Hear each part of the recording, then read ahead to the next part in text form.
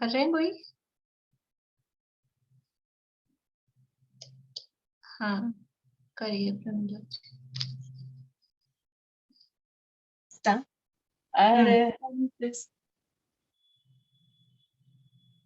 अरहंत सिद्ध सूर्य उपाध्याय साधु सर्व अर्थ के प्रकाशी मांगलिक उपकारी है। तीन को स्वरूप जान आगते भई जो भक्ति काई को न माई के स्तुति उचारी। धन्य धन्य तीन से काज सब आज भय कर जोड़ बार बार वंदना हमारी है।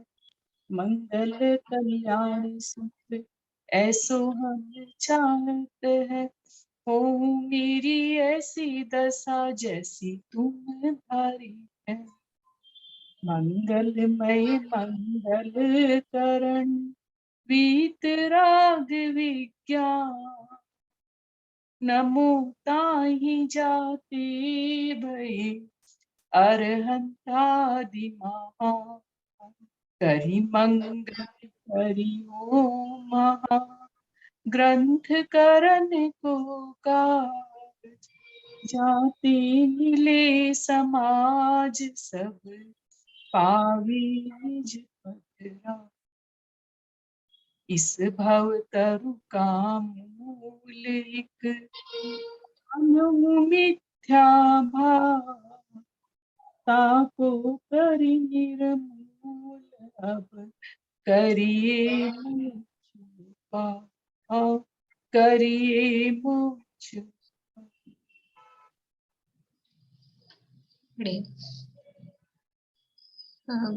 क्वेश्चन आंसर देख लिए हैं आप लोगों ने?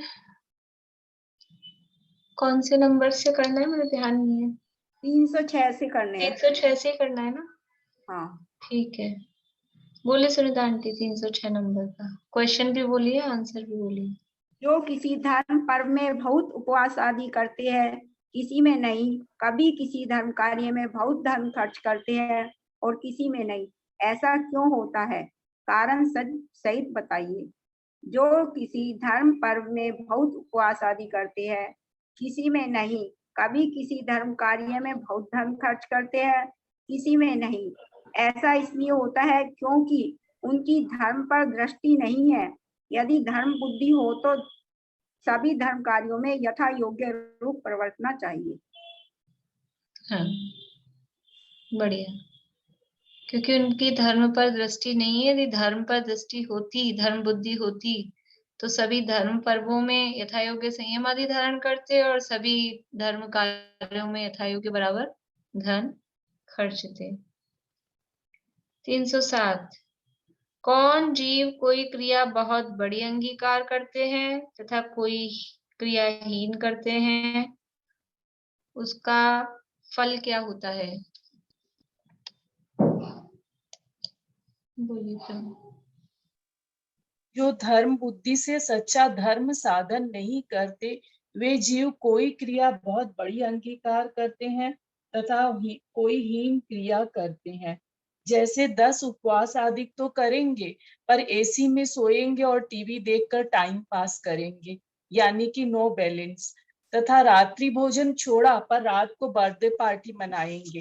तथा कोई धर्म के नाम पर स्त्री सेवन, सिले वस्त्रों का त्याग करते हैं और खोटे व्यापार जैसे होटल चलाना, आलू के कोल्ड स्टोरेज रखना और द्विदल खाना, ऐसे लोक निंद और पाप कार्यों में प्रवर्तते हैं। यह तो वैसे हुआ जैसे किसी ने भारी साड़ी पहनी और चप्पल फटी हुई पहनी, तो वो हंसी का पात्र ही बनेगी। उसी तरह ये धर्मात्मा बनकर जिन शासन को प्रेजेंट कर रहा है, ऊंची क्रिया करके हीन काम करेगा तो कई गुना विशेष पाप लगेगा और प्रवृत्ति में बैलेंस न होने से हंसी का पात्र भी बनेगा और जिन शासन को बदनाम करेगा। हम सारी जगह के किए हुए पाप तो मंदिर में आकर के छोड़ते हैं और धर्म के नाम पर किए हुए पाप को फिर कहाँ धोएंगे। और इसे उस क्रिया से कुछ भी बिना धर्म बुद्धि से जो क्रिया करेगा, उससे इसे धर्म की कुछ भी सिद्धि नहीं। बढ़िया, ये जो ऐसा करते हैं, कोई क्रिया बड़ी कोई क्रिया छोटी, उनके सच्चा धर्म साधन नहीं है, और उसका फल क्या होता है कि पाप तो लगता ही है और वो हंसी का पात्र वर्तमान में बन जाता है। बहुत अच्छा आपने बताया डिटेल में। क्रियाओं के संबंध में सच्चे धर्म की क्या परंपरा है? बोलिए पूर्णिमा आंटी। क्रियाओं के संबंध में सच्चे धर्म की आमनाएं तो यह है कि जितने अपने राग आदि दूर हुए हैं उसके अनुसार जिस पद में जो धर्म क्रिया संभव हो वह सब अंगीकार करे, और यदि थोड़े राग आदि मिटे हों तो निचले पद में परिवर्तन नहीं करे, परंतु उच्च पद धारण करके नीची क्रियाएं करना उचित नहीं है। बढ़िया। स्त्री सेवनादि त्याग ऊपर की प्रतिमा में कहा है, अतः निचली अवस्था वाला उनका त्याग करे या ना करे?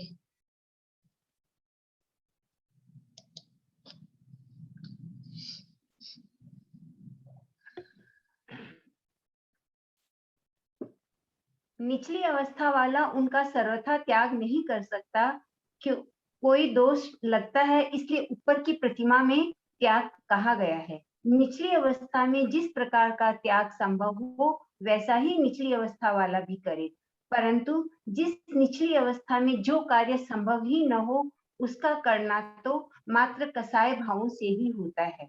जैसे कोई सप्तव्यसन का तो सेवन करता हो, मांस मदिरा खाता पीता हो और स्व स्त्री का त्याग करे, तो यह कैसे संभव होता है? यद्यपि स्व स्त्री का त्याग करना धर्म है, तथापि इसके पहले सप्तव्यसन का त्याग, मांस मदिरा का त्याग इत्यादि करना भी आवश्यक है, तभी स्व स्त्री का त्याग करना उसके लिए योग्य होगा। इसी प्रकार अन्य जाने, सबसे पहले बड़ा पाप छोड़कर फिर छोटा पाप छोड़ना, ऐसा कहा गया है। और पापों में सबसे बड़ा पाप मिथ्यात्व है। अब जैसे द्विदल खाने में आलू से भी ज्यादा दोष बताया गया है। अब आलू तो छोड़ा पर द्विदल खाना नहीं छोड़ा, तो यह तो उचित नहीं है। इस प्रकार निचली अवस्था वाला ऊंची अवस्था वालों के बताए गए त्यागों को अपनी इच्छा अनुसार न छोड़कर उचित कारण पूर्वक उनका त्याग करें। ठीक है, यानी ऊपर की प्रतिमा में स्त्री सेवनादि का त्याग कहा है, तो नीचे वाला भी उनका त्याग करे या ना करे तो कर सकता है, लेकिन जितना उस भूमिका में संभव है, जो पॉसिबल है वैसा करे। और नीची अवस्था धारण करके और ऊंचा काम करे तो वो तो कषाय भावों से ही होता है। और जो त्याग का जो क्रम है कि पहले बड़ा पाप छोड़े उसके बाद में छोटा पाप छोड़े, वो क्रम के अनुसार ही उसको त्याग करना चाहिए। इतने करते हैं, फिर 4 कल कर लेंगे।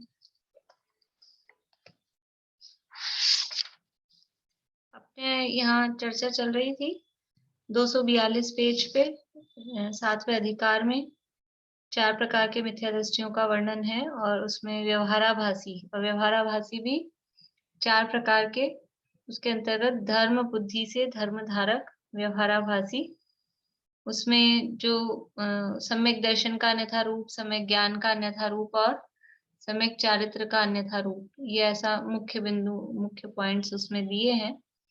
तो सम्यक चारित्र का अन्यथा रूप किस प्रकार उसके जीवन में होता है, उसका ये प्रकरण यहाँ पर चल रहा है। तो यहाँ कहा कि कितने ही जीव तो ऐसे हैं जो तत्वादि के नाम भी नहीं जानते और केवल व्रतादि में ही प्रवर्तन करते हैं, 242 पेज पे।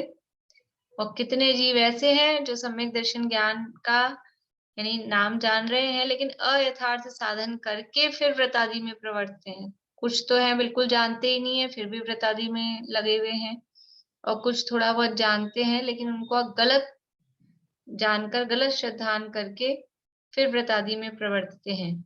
यद्यपि वे व्रतादि का यथार्थ आचरण करते हैं, तथापि यथार्थ श्रद्धान ज्ञान बिना सर्व आचरण मिथ्या चारित्र है, वो उनका आचरण सम्यक चारित्र नहीं कहा जा सकता है। इसके लिए समय सार के कलश का यहाँ उदाहरण दिया था, और हमने वो उसके समय सार के माध्यम से ही श्लोक का अर्थ और फिर नाटक समय सार के छंद वगैरह सब देखे थे, ध्यान आ गया होगा आप लोगों को। इसका पद्यानुवाद ये था, पंचाग्नि तपया महाव्रत कुछ भी करो सिद्धि नहीं, जाने बिना निज आत्मा जिन वर कहें सब व्यर्थ है। यानी दो तरह के जीव बताए थे, एक तो वो जो तत्वादि का नाम भी नहीं जानते, और एक वो जो जानते हैं लेकिन अयथार्थ साधन करते हैं। तो जो नाम भी नहीं जानते हैं वो तो पंचाग्नि तप कर रहे हैं, मतलब अन्यमति जैसे हैं, और जो थोड़ा बहुत जानकर फिर कर रहे हैं लेकिन सही नहीं जान के कर रहे हैं, वो महाव्रत धारण कर रहे हैं। तो एक अजैनियों को भी लिया और जैनों को भी लिया, दोनों तरह के जीव लिए, लेकिन दोनों ही कैसे हैं, आत्मा को जानते ही नहीं है। तो जाने बिना निज आत्मा जिनवर कहें सब व्यर्थ है, सारा का सारा जीरो है, क्योंकि वो बिना एकड़े बिंदी है। इसके आगे यथार्थ श्रद्धान रूपी जो इकाई होनी चाहिए, इकाई के बिना की वो सारी उनका प्रयास है। फिर कह रहे हैं कि मोक्ष में जो ज्ञान पद वह ज्ञान से ही प्राप्त हो। ये जो मोक्ष स्वरूप है, मोक्ष की प्राप्ति करना चाहते हैं, तो वो मोक्ष की प्राप्ति रूप जो मोक्ष का पद है वो ज्ञान पद है, और वो ज्ञान पद बाहरी पंचाग्नि तप से या केवल महाव्रत धारण करने से नहीं होगा, वो ज्ञान से ही प्राप्त हो। मोक्ष में जो ज्ञान पद वह ज्ञान से ही प्राप्त हो। इस ज्ञान गुण के बिना इसको कोई भी पा सकता नहीं। ये जो मोक्ष का पद है, ये जो ज्ञान का पद है, ये जब तक ज्ञान सच्चा नहीं होगा, यहाँ ज्ञान अकेला कह रहे हैं लेकिन वो ध्यान रखना है ज्ञान के साथ में श्रद्धान को भी अंदर गर्भित समझना। तो श्रद्धान पूर्वक सच्चा ज्ञान, सच्चे श्रद्धान पूर्वक सच्चा ज्ञान जब तक नहीं होगा, तब तक उसको मोक्ष पद को या ज्ञान पद को प्राप्त नहीं किया जा सकता। कितने भी माथा पच्ची करो, कि कुछ भी उद्यम करो, ये बाहर के कितने भी क्रियाकांड करो, क्रियाकांड से ना मिले यह आत्म अभिराम। मैंने उस दिन भी सुनाया था ये कलश, ये समय सार में ही कलश है। क्रियाकांड से ना मिले यह आत्म अभिराम, ज्ञान कला से सहज ही सुलभ आत्मा राम। क्रियाकांड बाहर की कितनी कर लो, कुछ नहीं होने वाला है। और किससे प्राप्त होगा? आत्मा प्राप्त कहो कि मोक्ष की प्राप्ति कहो कि ज्ञान पद की प्राप्ति करो, वो ज्ञान कला से ही प्राप्त होगा। और सम्यक श्रद्धान ज्ञान पूर्वक ही उसकी प्राप्ति हो सकती है। ये यहाँ पर हमने देख लिया था। आगे बढ़ते हैं। अब देखिए नीचे से 5वीं 6ठी लाइन है 242 पेज पे। तथा 85 काय में जहां अंत में व्यवहाराभासी का कथन किया है, वहां 13 प्रकार का चारित्र होने पर भी उसका मोक्ष मार्ग में निषेध किया है। ये जो प्रकरण है निश्चयवासी, व्यवहाराभासी, उभयाभासी, ये 85 काय में जो अंतिम गाथाएं हैं, वहां थोड़ा सा दिया है आचार्य ने टीका में। और वहां पर ये कहा कि 13 प्रकार का चारित्र है धारण किया, फिर भी मोक्ष मार्गी वो नहीं है, फिर भी उसका मोक्ष मार्ग में निषेध किया है। 13 प्रकार का चारित्र कौन सा है? बोलिए पारुल। अपन ने रत्नत्रय पूजन की अर्थ समझा था ना, तो त्रयोदश विधि सम्यक चारित्र है। नहीं? बेला जी नहीं? ममता अभी?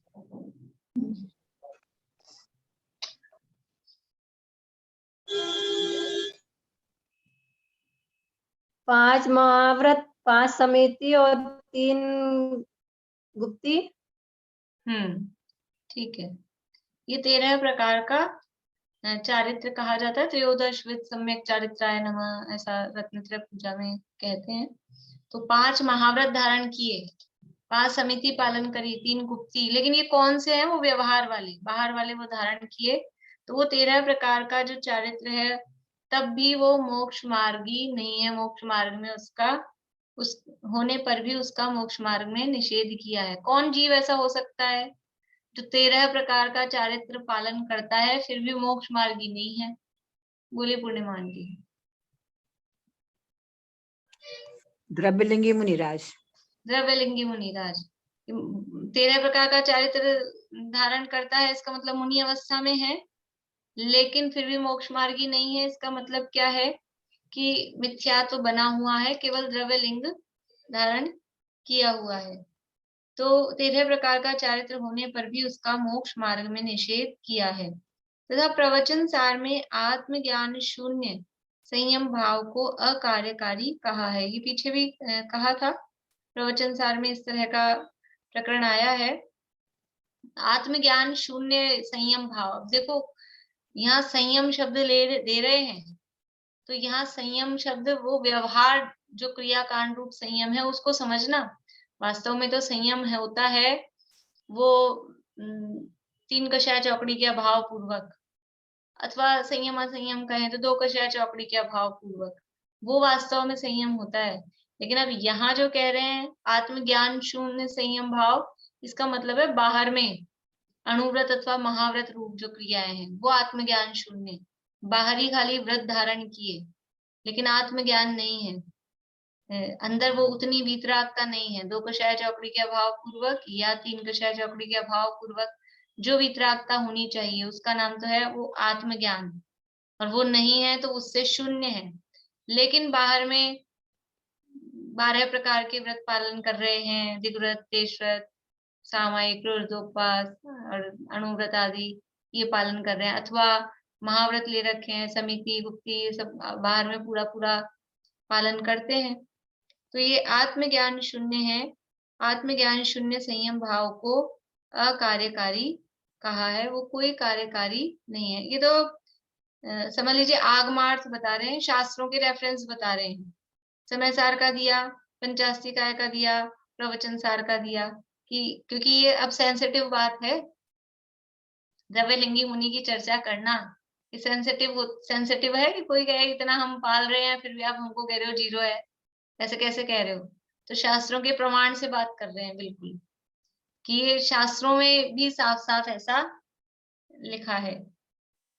तथा इन्हीं ग्रंथों में व अन्य परमात्म प्रकाश आदि शास्त्रों में इस प्रयोजन के लिए जहां तहां निरूपण है। इन्हीं ग्रंथों में भी और जगह भी, ये तो कुछ हमने रेफरेंस बताए हैं, एक एक ही दिए, एक समय सार का दिया, एक पंचास्तिकाय का दिया, एक प्रवचन सार का दिया। लेकिन इन्हीं तीनों ग्रंथों में भी अन्य जगहों पर, अन्य स्थानों पर भी ये कहा है कि यदि आत्मज्ञान से शून्य है, अंदर वितरागता नहीं है और बाहर में केवल व्रतादि धारण किए हैं, तो वो अकार्यकारी है। ऐसा भाव अन्य जगह पर भी इन ग्रंथों में भी बताया है, तथा अन्य शास्त्रों में भी। उसमें एक का नाम दिया परमात्म प्रकाश, इसके अलावा जो भी शास्त्र पढ़ेंगे, जो भी कोई शास्त्र आप देखेंगे, तो ये बात तो आएगी ही आएगी। यदि अध्यात्म का अथवा चरणान योग का भी शास्त्र है कि जब तक यथार्थ उस भूमिका के योग्य यदि वितरागता नहीं है, तो उसके बिना जो भी कुछ किया गया व्रतादि का आचरण है वो सब व्यर्थ है, निष्फल है। व्यर्थ क्या मतलब कि वो संसार के लिए सार्थक है, वो पुण्य भाव से स्वर्गाधिक पद आ जाएंगे। इसमें बाहुबली भगवान के अर्घ में आता है ना, पुण्य भाव से स्वर्गाधिक पद बार बार आ जाता हूँ, निज अनर्घ पद मिलाना अब तक, इससे अर्घ चढ़ाता हूँ। वो पुण्य भाव किया तो स्वर्गाधिक पद तो मिल गए, लेकिन उससे हुआ क्या, वो चाहिए क्या था हमको, चाहिए तो अनर्घ पद था ना, मोक्ष पद, निज अनर्घ पद, अपना आत्मा का पद, वो मिला ही नहीं। इसलिए अभी तक अर्घ चढ़ाते आ रहे हैं पुण्य भाव कर करके। ये सब मंद कषाय रूप भाव किए, महाव्रत आदि का आचरण किया, अणुव्रत आदि का आचरण किया, मंद कषाय रूप भाव किए, तो स्वर्ग मिल गया। तो वो निरर्थक क्यों कह रहे हैं, तो किसी भी चीज को निरर्थक क्यों कह रहे हैं कि जो हमारा डेस्टिनेशन था, जो प्रयोजन था, वहां तक नहीं पहुंचा, इसलिए निरर्थक है। कुछ ना कुछ तो उससे फल मिला ही है, लेकिन वो जो फल मिला वो तो हमको नहीं चाहिए था ना, वो नहीं चाहिए था इसलिए निरर्थक है, वो काम का ही नहीं है। जो चीज मतलब जिससे हम समझ लीजिए, शांति जी भैया एक उदाहरण देते हैं इसके लिए। जैसे हमें सेब बंधारनी है, सब्जी सुधारनी है, फ्रूट्स कुछ भी सुधारने हैं, और हमने कहा कि चाकू उठाया हमने, और वो चाकू उठाया और देखा हो ही नहीं रहा, इससे काम ही नहीं होता, क्या कहते हैं, बेकार है, निरर्थक है, ये नहीं है, ये चाकू ही नहीं है। क्यों? क्योंकि वो ब्लंट हो गया है, ब्लंट हो गया है तो वो काम ही नहीं कर रहा है। तो वो जब जो काम हमको चाहिए था, उससे जो हमको प्रयोजन साधना था, वो प्रयोजन ही नहीं सध रहा है, तो कहते हैं ये बेकार है, ये निरर्थक है, इसका होना नहीं होना बेकार एक बराबर है, ऐसा कहते हैं। कोई घर में कोई व्यक्ति हो, कोई अपने बच्चा हो और वो कुछ काम नहीं करता हो, हिलता भी नहीं हो, तो क्या कहेंगे? कोई कहे कि ये है ना, ये कर देगा काम, तो क्या कहेंगे? इसका होना ना होना तो कोई मतलब ही नहीं है। ऐसे ही हमने जो कुछ किया, ये महाव्रत पाले ना पाले, इसका होना ना होना कोई प्रयोजन का नहीं है, क्योंकि हमारा काम जो था मोक्ष का प्रयोजन, वो मोक्ष का प्रयोजन उससे अकेले उससे मोक्ष का प्रयोजन सिद्ध नहीं होता है। इसलिए अन्य शास्त्रों में भी इस प्रयोजन मतलब ये कि बिना तत्व ज्ञान के सारा जो क्रियाकांड है वो व्यर्थ है, इस प्रयोजन के लिए जहां तहां निरूपण है। इसलिए पहले तत्व ज्ञान होने पर ही आचरण कार्यकारी है। आचरण तो होएगा ही, लेकिन वो कब कार्यकारी होगा? पहले तत्व ज्ञान हो। तत्व ज्ञान पूर्वक किया गया आचरण ही वो मोक्ष का साधक है, अदरवाइज वो अकार्यकारी है, वो कुछ उससे हमारा प्रयोजन सधने वाला नहीं है। तत्व ज्ञान पूर्वक किया गया आचरण वही वास्तव में कार्यकारी है। देखो जैसे शादी की तैयारी करनी हो, तो शादी की तैयारी कर ली हमने, सारी जगह बुक करा ली, घोड़े बाजे और हलवाई और सब, और खरीदारी कर ली, सारी शादी की तैयारी कर ली, लेकिन वो एक लड़का ढूंढना बाकी है तो वो कार्यकारी है क्या? वो कार्यकारी है क्या? कि सबसे पहले ये लड़का लड़की जो भी हो उसका निर्णय हो जाए, फिर ये तो होंगे ही, नहीं भी होंगे, अभी कम में 20 आदमियों में भी हुई, 50 में भी हुई, कोर्ट मैरिज भी होती है, वो हो जाए तो वेल एंड गुड, नहीं तो कोई बात नहीं। थोड़ा बहुत जो भी है इनिशियल वो तो होगा ही, 4 आदमी 2 आदमी इतने से तो होंगे ही, लेकिन वही डिसाइड नहीं है, आपका तत्व ज्ञान ही नहीं है, वो वर वधु का ज्ञान ही नहीं है, वर वधु का निर्णय ही नहीं है। ये तत्व ज्ञान और तत्व निर्णय भी शब्द देते हैं ना, वो निर्णय ही नहीं है। बाकी हमने ये सब ऐसा ही है कि बिना वर वधु के निर्णय के और हमने इतनी तामझाम इकट्ठी कर ली, ऐसा ही है ये सारा महाव्रत आदि का आचरण, कि अपना आत्मा का निर्णय ही नहीं हुआ और फिर हमने सारे बैंड बाजे बुला रखे हैं, ये महाव्रत आदि का आचरण कर रहे हैं। ऐसा ही है, हंसी आती है ना, हंसी का ही पात्र होते हैं, हंसी का ही पात्र है वास्तव में। देखिए अब यहाँ से मुख्य रूप से ये द्रव्यलिंगी मुनि का सही प्रकरण चालू हो रहा है 243 पेज पे। यहाँ कोई जाने कि बाह्य में तो अणुव्रत महाव्रत आदि साधते हैं, अंतरंग परिणाम नहीं है, और स्वर्ग आदि की वांछा से साधते हैं, सो इस प्रकार साधने से तो पाप बंध होता है। यहाँ क्वेश्चन मार्क क्यों दिया है? यहाँ कोई जाने कि बाह्य में तो अणुव्रत महाव्रत आदि साधते हैं, अंतरंग परिणाम नहीं है, और स्वर्ग आदि की वांछा से साधते हैं, ये उसका कोई जाने मतलब उसका प्रश्न है शायद। देखो थोड़ा सा और पढ़ते हैं। सो इस प्रकार साधने से तो पाप बंध होता है। ठीक है, ये मतलब कोई जाने मतलब कोई ऐसा समझ रहा है, प्रश्न है, कोई ऐसा समझ रहा है कि बाहर में अणुव्रत महाव्रत आदि तो हमने पालन किए, अंदर में परिणाम नहीं है उसको पालन करने के लिए। वो क्यों पालन कर रहा है अणुव्रत महाव्रत? स्वर्ग आदि की वांछा से पालन कर रहा है। तब क्या होगा? ऐसा वो क्वेश्चन मार्क लगाया है कि भाई अणुव्रत महाव्रत आदि साध रहे हैं, अंदर में परिणाम नहीं है, और स्वर्ग आदि की वांछा से साधन कर रहे हैं, इतना छोड़ के क्वेश्चन मार्क लगाया, मतलब उसका क्या फल है? वो अगर ऐसा कर रहा है तो क्या है?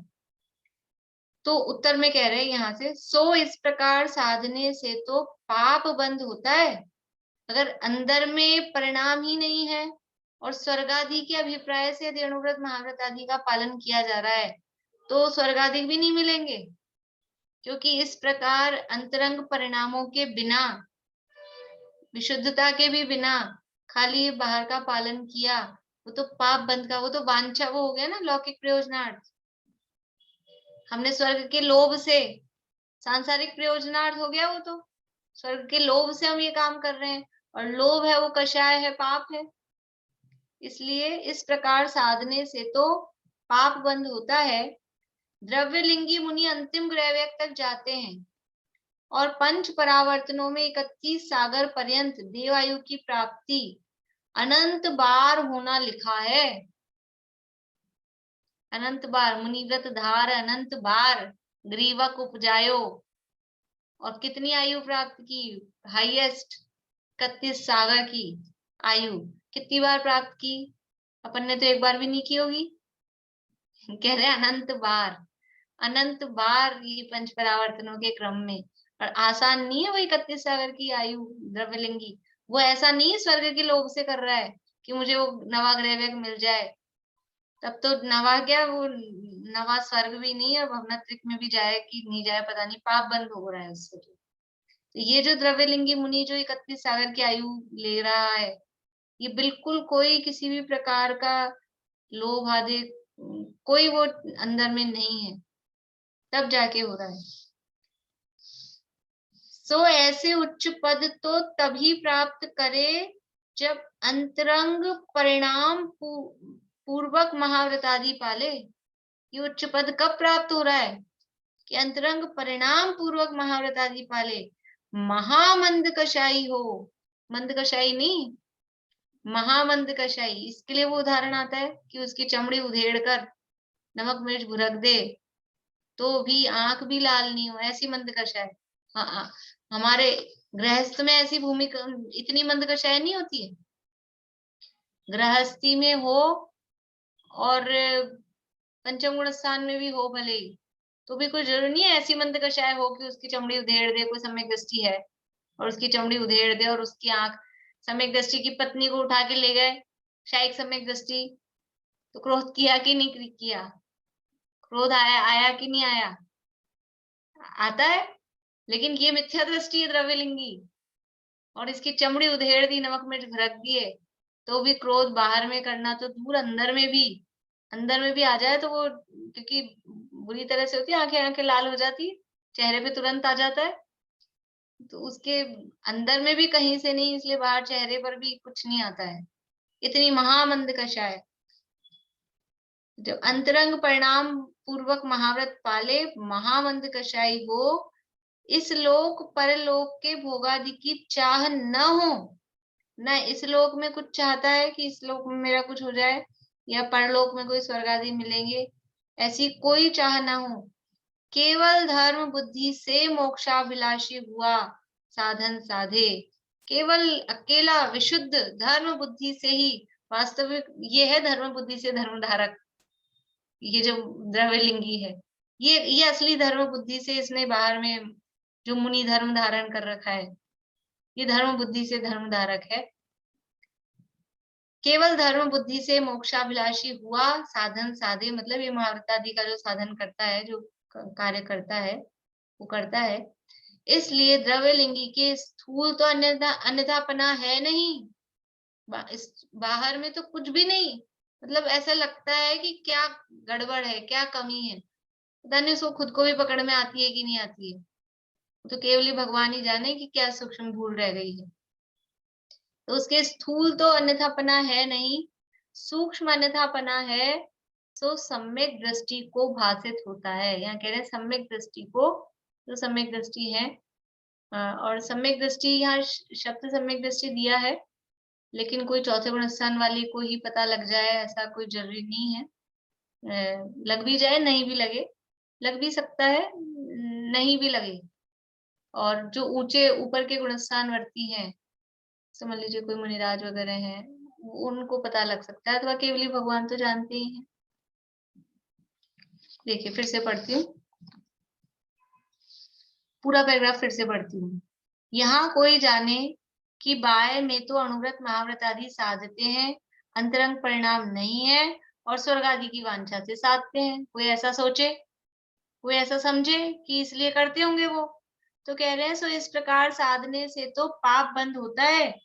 द्रव्यलिंगी मुनि अंतिम ग्रहवेग तक जाते हैं और पंच परावर्तनों में 31 सागर पर्यंत देवायु की प्राप्ति अनंत बार होना लिखा है, यानी अनंत बार ऐसे परिणाम, ऐसे विशुद्ध परिणाम हमारे हो चुके हैं, इतने विशुद्ध परिणाम, ऐसे ही सूक्ष्म भूल, मतलब सूक्ष्म भूल, स्थूल भूल कुछ नहीं रही, ऐसी सूक्ष्म भूल अकेली बची। सो ऐसे उच्च पद तो तभी प्राप्त करे जब अंतरंग परिणाम पूर्वक महाव्रत पाले, महामंद कषाई हो, इस लोक परलोक के भोगादि की चाह न हो, केवल धर्म बुद्धि से मोक्षाभिलाषी हुआ साधन साधे।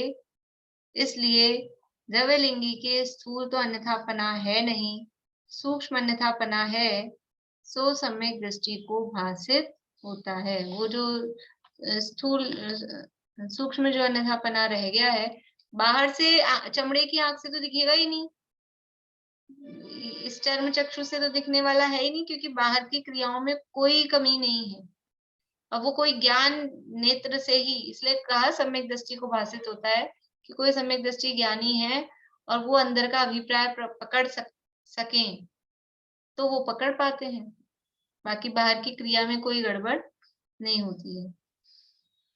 अब इनके धर्म साधन कैसे है और उसमें अन्यथापना कैसे है, सो कहते हैं। अब ये द्रव्यलिंगी का विश्लेषण पूरा यहाँ पे शुरू कर रहे हैं कि ये धर्म साधन कैसे है, पहली बात, और फिर वो धर्म साधन करके अन्यथापना कैसे है, ये कि आप इसको धर्म साधन किस प्रकार का ये कर रहे हैं, पहले तो वो बताएंगे, और फिर वो विपरीत क्यों है, अन्यथापना क्यों है, वो बताएंगे। प्रथम तो संसार में नरकादि के दुख जानकर व स्वर्गादि में भी जन्म मरणादि के दुख जानकर संसार से उदास होकर मोक्ष को चाहते हैं। नरकादिक के दुख जाने, स्वर्गादिक में भी जन्म मरण के दुख हैं, और भी दुख है, मानसिक दुख है, ये सब जान लिए, तो संसार से उदास होकर मोक्ष को चाहते हैं। अब इसमें क्या गड़बड़ लगती है अपने को, अपन चार गतियों के दुख जान के और फिर संसार से है ना, संवेग वैराग्यार्थम जगत का स्वभाव हुआ, तो जगत का स्वभाव जानकर उससे उदास होते हैं, विरक्त होते हैं, ये भी वैसा ही कर रहा है। ये दुख जानकर संसार से उदास होकर मोक्ष को चाहते हैं, सो इन दुखों को तो दुख सभी जानते हैं, ये जो दुख है वो दुखों को तो दुख सभी जानते हैं। इंद्र अहम इंद्रादिक विषयानुराग से इंद्रिय जनित सुख भोगते हैं, उसे भी दुख जानकर निराकुल सुख अवस्था को पहचान कर मोक्ष को चाहते हैं, वे ही सम्यक दृष्टि जानना। देखो पहला क्या बताया कि किस प्रकार से धर्म साधन करते हैं, फिर उसमें अन्यथापना क्या है, इसी पैराग्राफ में एक पॉइंट लिया, दोनों बातें बताई। पहले क्या कि नरकादि के दुख जाने और स्वर्ग में भी जन्म मरण के दुख जाने। स्वर्ग में वो इंद्रिय विषय भोग की जो सामग्री है वो दुख रूप है या विषय भोग दुख रूप है, वो नहीं जाना। स्वर्ग में भी जन्म मरण का दुख है, ये दुख तो वहां भी है ना, स्वर्ग भी संसार में ही है, वहां भी मरना पड़ेगा, जन्म लेना पड़ेगा, ऐसा। तो नरक के तो दुख समझ में ही आ रहे हैं, और स्वर्गादिक में भी, स्वर्गादिक कहा है तो स्वर्ग मनुष्य तिरंज मतलब देव मनुष्य तिरंज सभी समझना, वहां भी जन्म मरण आदि के दुख जानकर संसार से उदास होकर, इसलिए संसार से उदास हुए कि यहाँ भी ये संसार है, चतुर्गति है, जन्म मरण के दुख है, ऐसा संसार से उदास होकर मोक्ष को चाहते हैं, ये तो उसकी बात बता दी। अब ये पंडित जी कह रहे हैं, सो इन दुखों को तो दुख सभी जानते हैं, नरक में दुख है, तिरंज में दुख है, मनुष्य में जन्म मरण का, बालपने का, जवानी का, बुढ़ापे का दुख है, और देव में भी जन्म मरण का दुख है, ये है, ये तो इन दुखों को तो सभी दुख जानते हैं। परंतु जो इंद्र हेमेंद्र यानी स्वर्ग के देव हैं, देवों में भी जो इंद्र हैं और इंद्रों से भी ऊपर जो अहमेंद्र हैं, वो विषयानुराग से इंद्रिय जनित सुख भोगते हैं। वो जो इंद्रिय जनित सुख भोग रहे हैं, तो अहमेंद्र कौन से लेना, इंद्र भी कहे और अहम इंद्र भी कहे, तो यद्यपि इंद्र जो दक्षिण वाले इंद्र हैं वो सारे सम्यक दृष्टि होते हैं, और अहम इंद्रों में भी मैक्सिमम सम्यक दृष्टि होते हैं। ये जो नवे ग्रह जाने वाला द्रव्यलिंगीय मिथ्या दृष्टि है, ऊपर के स्वर्गों में मिथ्या दृष्टियों की संख्या कम है, सम्यक दृष्टियों की संख्या ज्यादा है। नीचे के स्वर्गों में, भवनत्रिकों में तो मिथ्या दृष्टियों की ही अधिकता है, वहां पे तो जो जाकर सम्यक दर्शन लेगा वो लेगा, और पहले दूसरे आदि स्वर्गों में भी मिथ्या दृष्टियों की अधिकता है, सम्यक दृष्टियां यानी रेशो देखेंगे तो कम है। लेकिन जैसे जैसे ऊपर के स्वर्गों में जाएंगे तो वहां पर सम्यक दृष्टियों की प्रचुरता है, मिथ्या दृष्टियों की कमी है। और उसमें भी ग्रहव्यक में जाएंगे, अनुदिशा अनुत्तर में तो सम्यक दृष्टि ही है, अनुदिशा अनुत्तर में तो, लेकिन ग्रहव्यकों में भी 9 ग्रहव्यक में किसका रेशो ज्यादा है, सम्यक दृष्टि का कि मिथ्या दृष्टि का? तो वहां भी मिथ्या दृष्टि बहुत कम है। मतलब ये जो द्रव्यलिंगी मुनि बन के जो जा रहे हैं वो बहुत कम है, ज्यादा तो सम्यक दृष्टि ही है। तो वो अहम इंद्र है, और इंद्र भी जितने भी हैं, इंद्र अहम इंद्र कहा ना, तो इंद्र भी सम्यक दृष्टि होते हैं। दक्षिणेंद्र तो सारे एक भवावतारी ही है, और जो दूसरे भी हैं, उत्तर वाले भी हैं, तो वो भी वहां पहुंचकर सम्यक दर्शन ले ही लेते हैं। ज्यादातर जो इंद्र पद पे पहुंचते हैं सम्यक दर्शन तो प्राप्त कर ही लेते हैं। जैसे और भी जो है इधर भवनवासी वगैरह में भी वो सम्यक दर्शन प्राप्त कर ही लेते हैं। जैसे शची इंद्राणी वगैरह, वो जन्म लिया तो मिथ्या दृष्टि ही है, देवी में लिया तो, लेकिन फिर बाद में सम्यक दर्शन ले लेते हैं। तो ये कह रहे हैं कि लेकिन वो इंद्र हेमिंद्र आदि भी विषयानुराग से इंद्रिय जनित सुख भोगते हैं। अब वो सुख वहां भोग रहे हैं, उनको विषयों का, वो जिस भूमिका में है वहां चौथे गुण स्थान में, और वो जो सुख भोग रहे हैं, उन विषयों का आनंद ले रहे हैं। सौधर्म इंद्र है अभी, और ऊपर अहम इंद्रों को तो जाने दो। और अहम इंद्रों के संबंध में भी जैसे ऐसा कहा जाता है ना, 33 सागर तक तत्व चर्चा करते हैं, ये तो समझ लीजिए कि थोड़ा अतिशयोक्ति रूप जैसा ऐसा कथन है। और भी दूसरे भी काम कुछ ना कुछ इधर उधर, ऐसा थोड़ा ना एक सीट पे जम गए 33 सागर तक तो जमे हुए ही हैं, ऐसा नहीं होता है। मतलब ये उसका अर्थ ये समझना चाहिए कि मैक्सिमम बहुत ज्यादा समय वो तत्व चर्चा करते हैं, ऐसा समझना चाहिए। लेकिन कुछ थोड़ी देर और बहुत देर कहीं कहीं और भी विकल्प और भी दूसरे जो भी होते होंगे वो करते होंगे। पूरा का पूरा 33 सागर तक दूसरा कुछ ही नहीं करते हो, ऐसा तो नहीं हो सकता है। तो ये जो इंद्र हेमिंद्र आदि जो भी अपन नीचे वाली बात करें, सौधर्म इंद्र है, तो वो सौधर्म इंद्र अपने को ये समझ में आता है पंचकल्याणक में जा रहा है, नंदीश्वर द्वीप जा रहा है और सब ये तो, लेकिन क्या वो नंदनवन में घूमने जाता होगा कि नहीं, देवांगनाओं के साथ क्रीड़ा करता होगा कि नहीं? वो भी तो करता है, वो भी तो काम करता है। तो वो उसको उस विषय का अनुराग है या नहीं है? तो विषयानुराग से वो जो इंद्रियजन्य सुख भोग रहा है, इसलिए इंद्रियजन्य सुख कहा। सम्यक दर्शन के कारण जो वो आत्मिक सुख है, अतीन्द्रिय सुख है, वो सुख तो अलग है। यहाँ तो देवादिक स्वर्गादिक में जो बात की जा रही है, जैसे ऊपर के स्वर्गों में सुख बढ़ रहा है, तो सुख बढ़ रहा है मतलब वो इंद्रियजन्य सुख की बात है। तो ये जो है इंद्र हेमिंद्र आदि, वो जो इंद्रिय जन्य सुख भोग रहे हैं, वो भी तो थोड़ा विषयानुराग उनको बाकी है या नहीं है? तीन कषाय चौकड़ी जन्य भी मिथ्या दृष्टि है, जब तो है ही है, पूरा का पूरा ही है, और सम्यक दृष्टि भी है, तो तीन कषाय जन्य उनको विषयानुराग है। और वो उस विषयानुराग से जो इंद्रिय सुख भोग रहे हैं, वो इंद्रिय सुख भी, वो सुख है क्या वास्तव में? वो इंद्रिय सुख भी वास्तव में दुख है। उसे भी दुख जानकर, निराकुल सुख अवस्था को पहचान कर जो मोक्ष को चाहते हैं, वो जो सम्यक दृष्टि है अगर इंद्र वो वहां पे, और वो ये जान रहे हैं कि हम नंदन वन में क्रीड़ा कर रहे हैं, ये विषय भोग भोग रहे हैं, लेकिन वास्तव में ये हमारे क्या बोलते हैं, खाज वो होती है ना, खुजली, ये हम अपनी खुजली मिटा रहे हैं। ये वास्तव, और खुजली मिटाना क्या होता है? वो लगता तो है आनंद दे रहा है, लेकिन वास्तव में वो पीड़ा, मच्छर ने काट लिया हो फिर खुजाते हैं तो क्या होता है?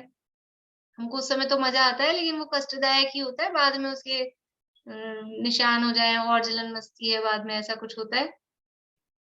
तो ये इंद्रिय जनित जो सुख भोगा जा रहा है, ये इंद्रिय सुख भी दुख है।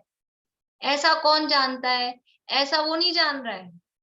वो जो द्रव्यलिंगी जो समझ रहा है, वो स्वर्ग में जो दुख मान रहा है, वो जन्म मरण का स्थूल स्थूल दुख मान रहा है। अथवा थोड़ा और चर्चा करें तो मानसिक दुख, ईर्ष्या करता है, जलन ऊपर नीचे वाले देवों में, बराबर वाले देवों में देख के जलन होती है, ईर्ष्या होती है, वो मान रहा है। लेकिन ये अब उसको जलन हो रही है, इसके पास विभूति ज्यादा है, मेरे पास विभूति कम है, ये देख के वो दुख मान रहा है। लेकिन ये जो विभूति है, इंद्रिय जनित जो बाहर का वैभव दिख रहा है, ये इंद्रिय सुख वास्तव में दुख है। ये हमको विषय भोग भोगने पड़ रहे हैं, यही दुख है। ऐसा कौन मानता है? तो कह रहे हैं ऐसा श्रद्धांत तो वो सम्यक दृष्टि ही करते हैं। उसी को सम्यक दृष्टि जानना जो इन इंद्रिय विषयों में जो सुख है, इंद्रिय जो सुख है, उस इंद्रिय सुख को भी दुख जाने, तब वो सच्चा सम्यक दृष्टि है। और ये इस आधार पे वहां स्वर्गाधिक में दुख नहीं मान रहा है, विषय भोगों में दुख नहीं मान रहा है। इंद्रिय सुख ही सुख नहीं, दुख है, विषम है, बाधा सहित है, परतंत्र है, ऐसा नहीं मान रहा है। वो तो खाली स्थूल स्थूल ऊपरी दृष्टि से स्वर्गाधिक में दुख है, नरकाधिक में तो दुख है ही, स्वर्गाधिक में भी दुख है, इसलिए उसको विरक्ता आई है। ऐसी संसार से उदासी देखकर हमें तो मोक्ष प्राप्त करना। लेकिन वो मोक्ष में जो सुख है और स्वर्गाधिक में जो इंद्रिय सुख है, उसकी जाति ही एकदम डिफरेंट है, ऐसा वो नहीं समझ पाता है। फिर से पढ़ती हूँ। प्रथम तो संसार में नरकादि के दुख जानकर, वह स्वर्गाधिक में भी जन्म मरण आदि के दुख जानकर संसार से उदास होकर मोक्ष को चाहते हैं। सो इन दुखों को तो दुख सभी जानते हैं। इंद्र अहमिंद्रादि विषयानुराग से इंद्रिय जनित सुख भोगते हैं, उसे भी दुख जानकर निराकुल सुख अवस्था को पहचान कर मोक्ष को चाहते हैं, वे ही सम्यक दृष्टि जानना। यानी ऊपर की 1.5 लाइनों में तो उस द्रव्यलिंगी की बात बताई, उसकी मान्यता बताई, और फिर नीचे की जो 1.5-2 लाइनें हैं, उसमें सम्यक दृष्टि क्या मानता है या सम्यक दृष्टि कौन होगा इस संबंध में, उसकी बात यहाँ पर बताइए। आगे भी और इसको इसी को खोल रहे हैं, इसी टॉपिक को और खोल रहे हैं। कल तो सैटरडे है, मंडे को करेंगे अपन इसकी चर्चा। अभी वो गोष्ठी चालू हो जाएगी 7:30 बजे से, तो अभी यहीं पूरा करते हैं। वो सुन रहे हैं आप लोग वो गोष्ठी? कोई अच्छी चर्चा चल रही है उसमें, मतलब हाँ, आंटी भी सुन रहे हैं। यानी अपने अपने वाले लोगों के लिए अच्छी है, मतलब जो लोग सीनियर हैं, समझते हैं, अच्छी चर्चा चल रही है उसमें।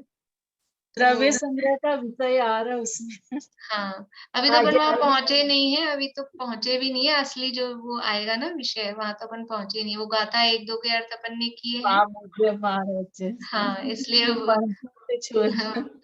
वो टीका में बहुत उसमें विस्तार दिया है आचार्य देव ने। और बाकी थोड़ा बहुत पहले तत्वार्थ सूत्र में भी अपन ने 4 प्रकार के ध्यानों का पढ़ा ही है। तो सुनीता आंटी, आप सुन नहीं रहे हो? सुनना, सर्वोदय हिंसा पे आ रही। सुना था, कल दीपक जी का सुना था, अच्छा था। उन्होंने द्रव संग्रह की 2-3 गाथा भी बोली थी। हाँ, दोपहर का तो प्रवचन है ही, आज भी राकेश जी भाई साहब का हुआ था, और अभी चलेगी ना 7:30 बजे से, तो वो 10 बजे तक लगभग चलेगी। उसमें अच्छा विषय आएगा। आपने जो किताब दी है उनके वो क्वेश्चन आंसर कर रहे हैं ना, तो वो आप एक बार वो करवाओगे क्या, पूछोगे क्या, या ऐसे दे दे? तो वो पूरे करना तो पॉसिबल नहीं है, क्योंकि वो 1008 है। और फिर मतलब ही क्या, सब अपन कोई कोई में जिसमें कोई किसी को कंफ्यूजन होगा किसी दिन तब करेंगे। अभी तो उसमें टाइम है, अभी तो मैंने भी कुछ खास अभी देखे नहीं है, तो करते रहे। वैसे इतने कठिन, मैंने थोड़ा सा देखा था पहले अधिकार का, इतने कठिन तो लगे नहीं। 7 अध्याय तो कर और लिए। ऐसा जरूर कर सकते हैं, वैसे तो पहले तो बिना देखे करें, अपने आप को चेक कर लें हम कि हमको आ भी रहा है कि नहीं आ रहा है। ज्यादा में ऐसे लगे कंफ्यूजन है, इसका मतलब तो अभी अपन भूल गए हैं, और थोड़ा कंफर्म सा लगे तो भी किताब खोल के एक बार वो अधिकार वाइज दिए उन्होंने क्वेश्चन, तो इतनी कठिनाई भी नहीं है, मिक्स है नहीं। तो एक अधिकार को या तो पहले पढ़ लें पूरा, फिर उसको करने बैठ जाएं, या फिर किताब खोल के ही डायरेक्ट करें, तो भी अपना पढ़ना तो हो ही जाएगा। जैसे जिसको सही लगे उस हिसाब से कर लें उसको। बोली ममता अभी। 4 इंद्रिय तक आर्त ध्यान रौद्र ध्यान नहीं होता क्या? हाँ, वो कल बताया ना कि वो ध्यान के लिए मन की आवश्यकता है, एकाग्रता की जरूरत है, बाकी तो वो चलते तो है ही, मतलब, लेकिन उसको ध्यान शब्द नहीं देना है। और ये बात पहले भी आई थी, मतलब पढ़ने में अपन ऐसा समझते हैं हर समय चल रहा है हमारे आर्त और ध्यान, हर नहीं, समय नहीं चलता है अपने भी। ना 4 इंद्रिय संज्ञा संज्ञ यानी जो है उनके रौद्र ध्यान आर्त ध्यान नहीं होते। हाँ, क्योंकि ध्यान है वो मन का विषय बताया ना, ध्यान में एकाग्रता चाहिए, चित्त की एकाग्रता, अब उनके मन ही नहीं है, तो इसलिए उसको ध्यान शब्द नहीं दिया ऐसा। तो बाकी तो जो चल रहा है उनके वो मतलब लीनता तो उसी में ही है, लेकिन उसको ध्यान शब्द नहीं देंगे। वो क्या विचार करेगा, इष्ट का वियोग हुआ है कि अनिष्ट का संयोग, मन ही नहीं है ना, तो वो क्या विचार करके एकाग्रता करेगा। संकलेश परिणाम बोला था ना, मेरे ख्याल से कुछ बोला तो हाँ था। हाँ, वो संकलेश परिणाम तो है ही, संकलेश विशुद्ध जैसे भी होते हो यथा योग्य, वो परिणाम उस हिसाब से चलते रहते हैं। लेकिन वो जो शब्द मतलब ध्यान जो कहे, हाँ, ध्यान शब्द तो नहीं है। ध्यान वहां नहीं कहा जाएगा, ध्यान नहीं कहा जाएगा। जैसे कल जो कह रहे थे ना प्रकाश जी छाबड़ा भी, मिथ्या दृष्टि के वो भावना हम जो करते हैं, इसको हाँ, क्या कहें, भावना। अपन तो व्यवहार से धर्म ध्यान थोड़ा कभी कह भी देते हैं, लेकिन वो तो कह रहे हैं उसको भावना शब्द है, भावना। ध्यान शब्द भी नहीं दे रहे। हाँ। धर्म ध्यान तो चौथे गुण स्थान से ही चालू होगा, तो ऐसे वो शब्द नहीं दिया जाएगा। जो भी है उनके यथा योग्य वो चलता तो है, जो भी बात है, पर उसको ध्यान क्योंकि मन की एकाग्रता से होगा, और मन ही नहीं है, हाँ। तो फिर वो नहीं हो पाएगा। अभी परिग्रहानंदी, मतलब परिग्रह उनके है, हाँ। लेकिन परिग्रहानंदी जैसे क्या कोई है यानी उसकी जड़ें परिग्रह फैलती है, क्या है? ऐसा कहते हैं ना, वृक्षों की जड़ें उधर जहाँ खजाना हो उधर उसकी जड़ें फैलती है, परिग्रह संज्ञा के अंतर्गत भी कहते हैं उसको। तो हाँ। वो क्या आनंद उसमें, उसको क्या आनंद, मतलब वो आनंद वाली फीलिंग ऐसी नहीं आएगी ना उसमें कि मेरे परिग्रह की तरफ मैं जा रहा हूँ या ऐसा, इसलिए उसको ध्यान नहीं करेंगे। ठीक। चलिए जिनवाणी स्तुति कर लेते हैं। जय श्री राम, जय श्री राम।